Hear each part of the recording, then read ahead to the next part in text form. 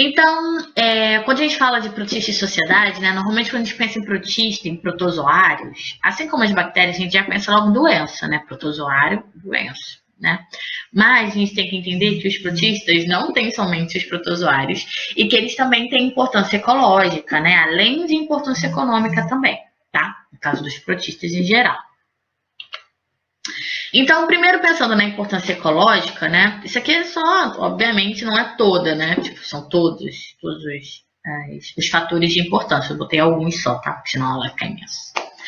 Então, primeiro e acho que o mais importante deles é o papel das microalgas em relação à produção de oxigênio. Né? Eu acho que é a maior importância ecológica de alguns organismos do reino protista. Tá? O que acontece? Eu falei para vocês que as microalgas elas fazem fotossíntese, né? Ou seja, no processo de fotossíntese há a produção de oxigênio. Ok? Tranquilo. Então, sabe quando a gente fala que a Amazônia é o pulmão do mundo? Mais ou menos, mais ou menos. A Amazônia seria como se fosse o ar-condicionado do mundo. Mas isso aí eu vou explicar com mais calma quando a gente for entrar no reino plant, tá? Não temo. Não vai ser por agora, não. O que eu quero falar é o seguinte, que se a gente fosse pensar bem, né, o mais correto seria a gente dizer que o oceano é o pulmão do mundo. Por quê? Vamos lá, né?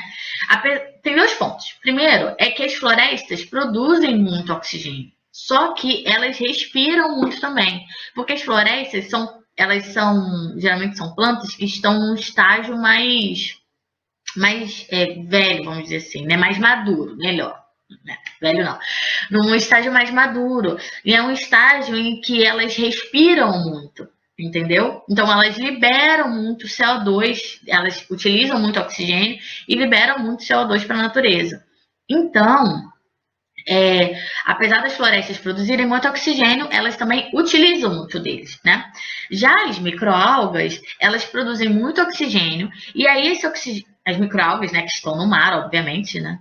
Claro que também tem microalgas em água doce, mas a gente está falando majoritariamente de microalgas marinhas, tá? Essas microalgas, elas fazem fotossíntese, produzem oxigênio, esse oxigênio sai da água, né? E vai fazer parte do ar atmosférico, né? Compõe o oxigênio do ar, né? Que a gente respira. Beleza? Além disso, tem um outro ponto, que é o ponto de que tem muito mais oceano do que floresta, concorda comigo? Tem muito mais água no planeta Terra, né? No planeta Terra, porque escolheram o planeta Terra, mas que tem muito mais água, tem. Pois então, se tem muito mais água, vai ter muito mais espaço para ter o quê? Microalga. Se tem muito mais microalga, vai produzir muito mais oxigênio. Tranquilo, né?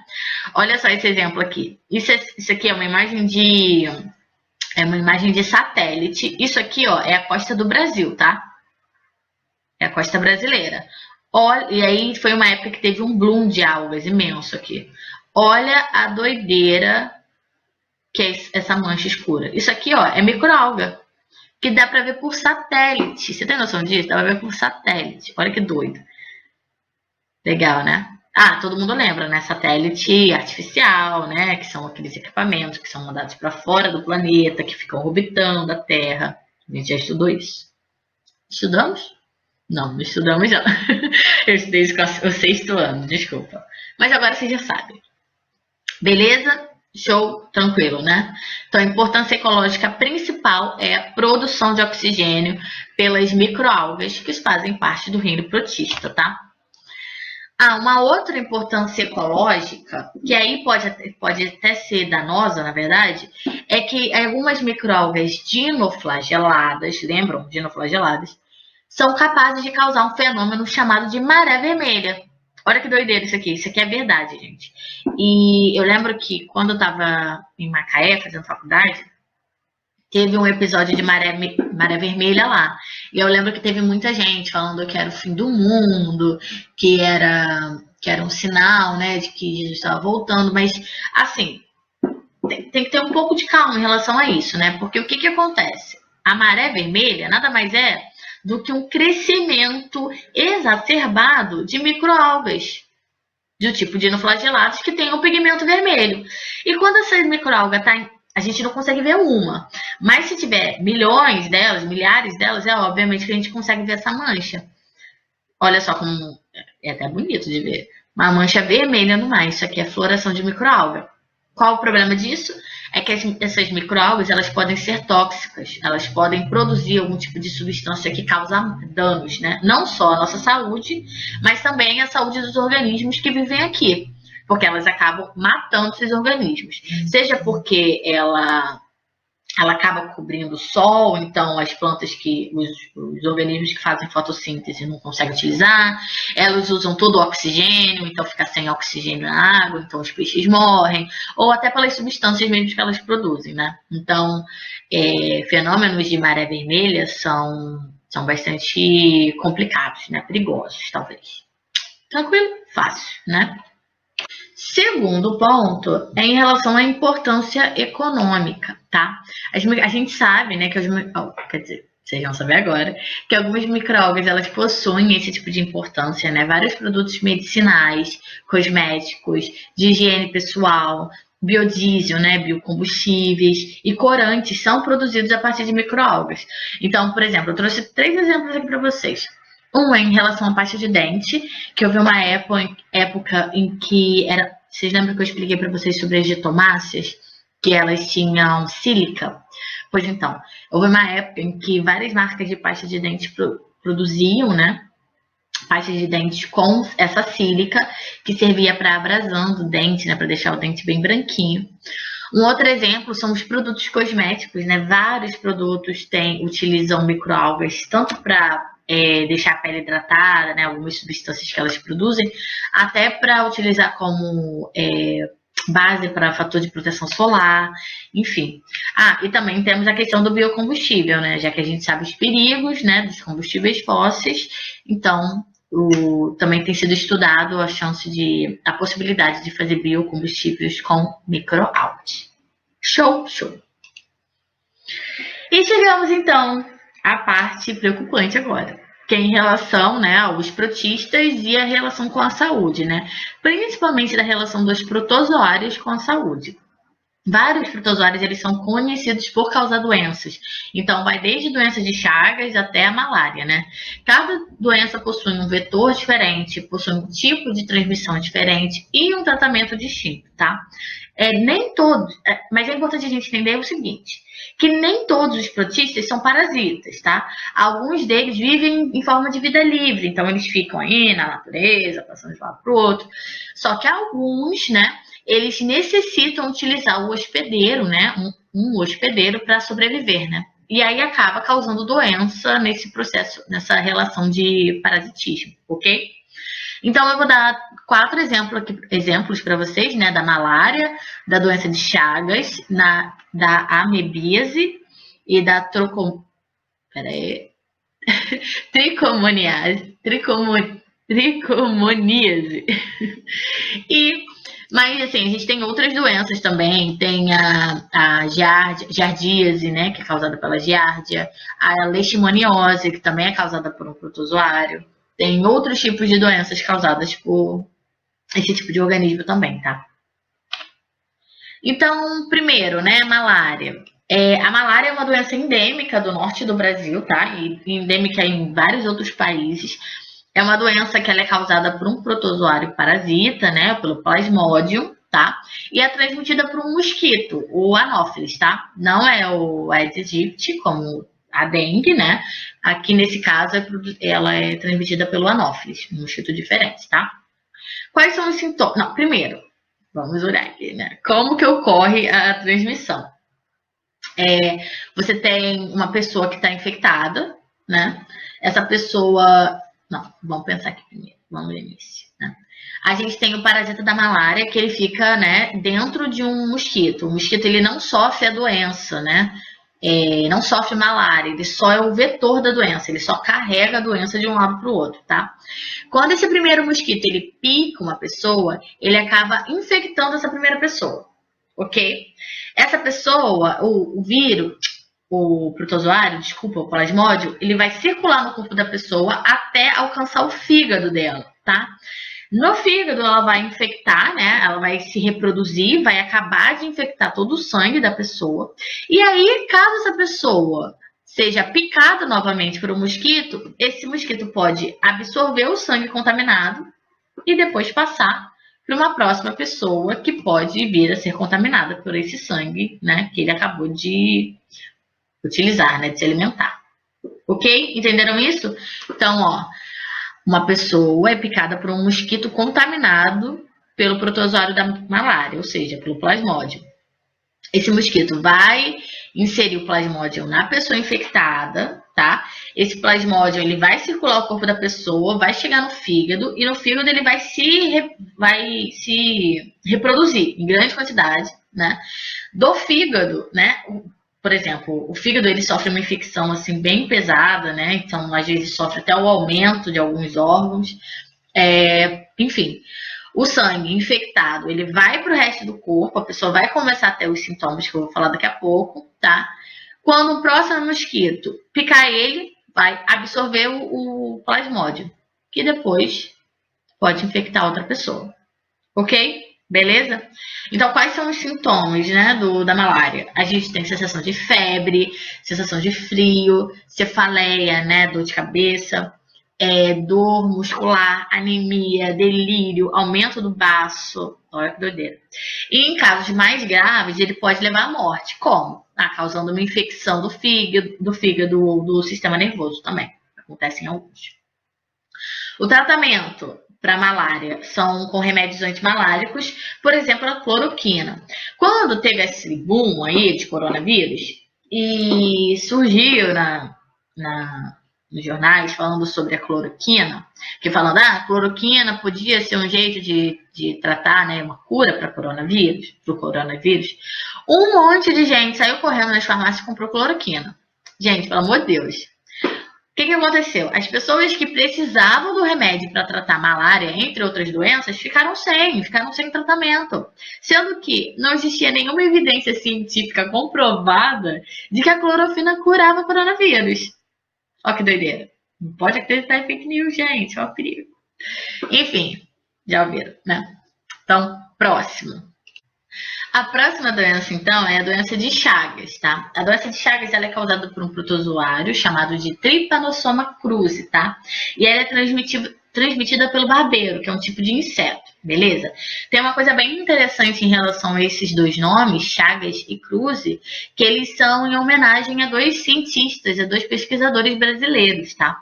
O Chagas, né, ele veio de Carlos Chagas, que foi o pesquisador, né, que descobriu o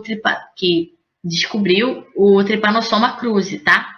E o Cruzi, ele vem de Oswaldo Cruz, de um grande pesquisador também, que passou a vida dele, né, anos trabalhando e estudando febre amarela, a varíola, aqui no Brasil. Legal, né? Enfim. Como que ocorre, então, o ciclo da doença, né? Como eu disse, quem transmite essa doença é o barbeiro. E como que ele faz? O barbeiro ele tem um hábito de vida noturno. Então, as pessoas, enquanto estavam lá dormindo bem plenamente, o barbeiro ele ia e picava a pessoa. Só que o barbeiro tem uma curiosidade.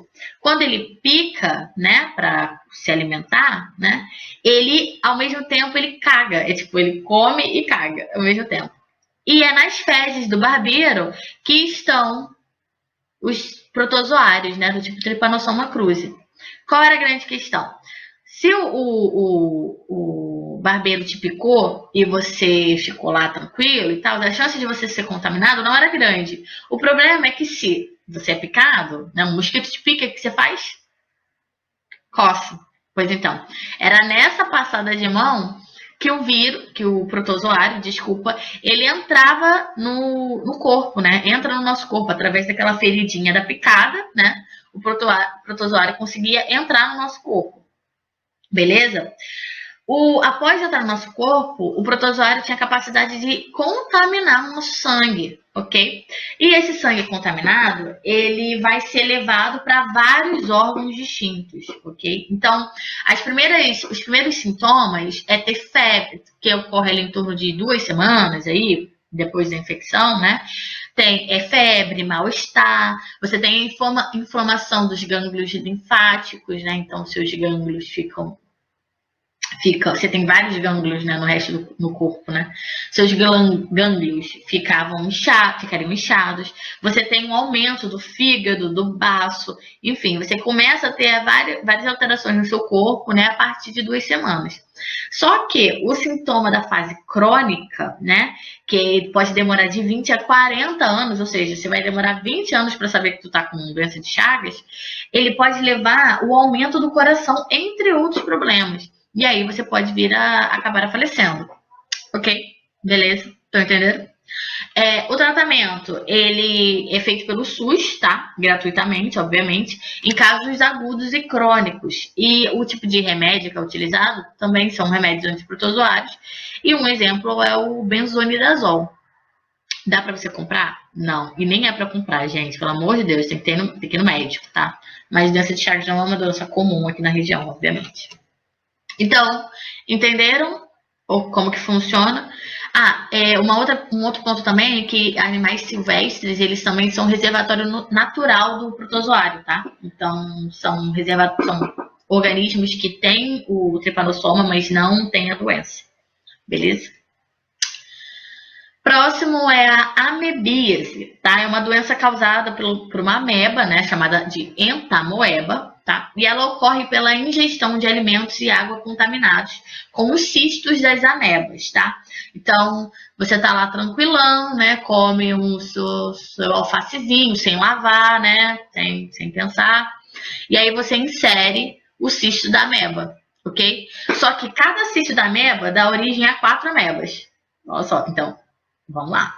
4 cistos. Um cisto dá origem a 4 amebas. Essas amebas, elas ficam principalmente no nosso sistema digestório, sistema excretor, beleza? E o que ela causa na gente? Causa dor abdominal, gases, cólicas intensas, náuseas, vômitos, diarreias, eliminação de sangue e muco com fezes. Desculpa. Fezes com eliminação de sangue e muco, beleza? Ah, professora, mas e aí? Qual é o resto do ciclo? Simples. Tu vai lá, faz cocô, você não tem sistema de esgoto, né? Você não tem sistema sanitário. Esse cocô que tá. Essas fezes que estão contaminadas, podem contaminar, por exemplo, o sistema de água da sua casa. Aí você vai lá, vai beber água. Ou se não, você vai lá e vai jogar água lá na sua plantinha, lá no seu alface que você come todo dia de manhã. E aí depois você vai fazer o quê? Vai comer o alface. Come o alface sem lavar o alface. Então, olha só, regra básica. Regra básica. Lavem tudo que vocês forem comer, beleza? Para evitar de você acabar engolindo o cisto de entamoeba, beleza? Entre outros vírus, bactérias, protozoários, enfim. Como que é o tratamento, então? Para os casos graves, você tem que ficar em repouso lá, ficar com uma dieta rica em proteínas, uma hidratação constante, e ali a medicação é metronidazol. Importa o nome? Não importa, só botei aqui para vocês verem. Mas, então, por que não importa? Porque você tem que ir no médico, né? Mas, enfim, é feito com medicamentos, tá? Show? Tranquilo? Fácil. Então, para terminar, galera, a gente tem então a tricomoníase, tá? A tricomoníase é uma doença também transmitida, né?